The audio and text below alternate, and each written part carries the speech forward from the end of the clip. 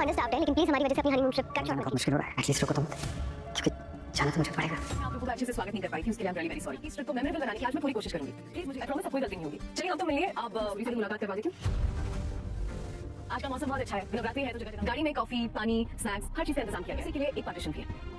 Please come. दोस्तों आने वाले एपिसोड होने वाले हैं ज़बरदस्त सनसनीखेज। आने वाले एपिसोड में दोस्तों आप देखेंगे जब अरमान और गीतू जा रहे होते हैं तो अबीरा कहती है कल हम आपका अच्छे से वेलकम नहीं कर सके, आज रुक जाइए और आपको हम अपना रिजल्ट भी दिखाएंगे और आपकी खिदमत करेंगे। अरमान कहता है हमें जाना तो ज़रूरी है, लेकिन आप रोक सकती हो रोक लें। लेकिन इतनी देर में अबीरा इतनी तेज़ी से अरमान से बात कर रही होती है, इतनी अच्छे से बात कर रही होती है जैसे कोई मतलब एक नॉर्मल इंसान तो नहीं कर सकता। यानी एक बिल्कुल फिटफाट इंसान ऐसी बात कर सकता है।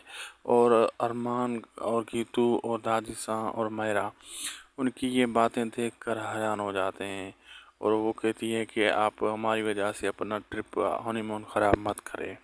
और अरमान परेशान हो जाता है, ये तो ठीक नहीं थी, इतनी जल्दी और इतनी तेज़ी से इस इतना अच्छा कैसे बोल सकती है अबीरा, इतनी जल्दी ठीक कैसे हो गई है। ये सवालों के घेरे में आ चुकी हैं अबीरा, अरमान और गीतू।